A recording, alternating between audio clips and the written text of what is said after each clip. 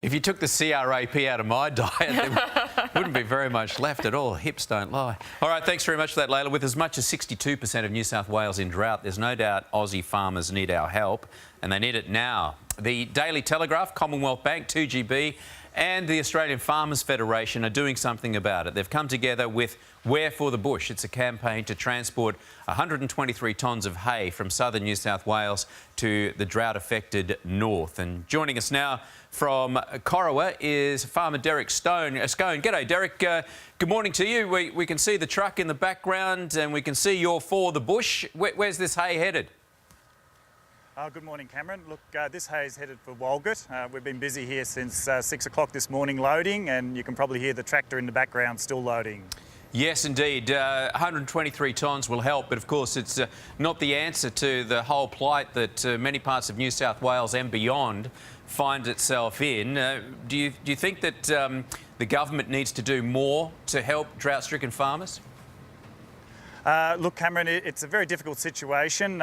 It's a natural disaster, and unlike fire and flood, it doesn't happen instantaneously. Droughts are very insidious. They sneak up behind you and catch people in a millstream of feeding stock and carting water. And it's a very difficult situation. New South Wales Farmers Association have been lobbying the government, both federally and state government, hard to try and get some assistance. And New South Wales has come to the party with fodder subsidies and water infrastructure subsidies, and we're still waiting on some word from the federal government. Tell us a little bit about your journey up to Walgett. Well, I'll be staying here, but the trucks behind me, they'll be heading up in a convoy to Walgett up the Newell Highway, through Dubbo, and then finally arriving in Walgett.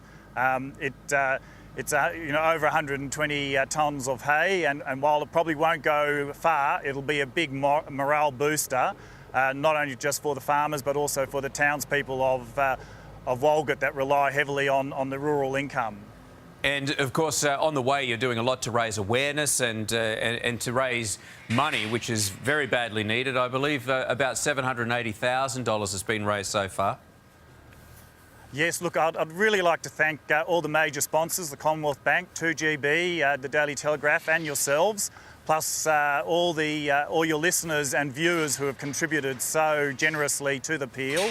It is just really makes us feel terrific that the city people haven't forgotten us. And I'm on the New South Wales Farmers, and we try very hard to lift the profile of farmers in the urban areas.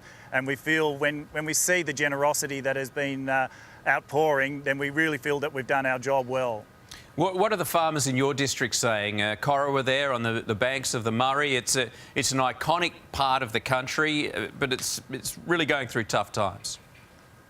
Well, look, Corowa's not too bad. We had severe frosting, and the severe frosting allowed a lot of producers to cut cereal crops for hay, which really has been a blessing in disguise for the northern producers that have got no fodder for their stock.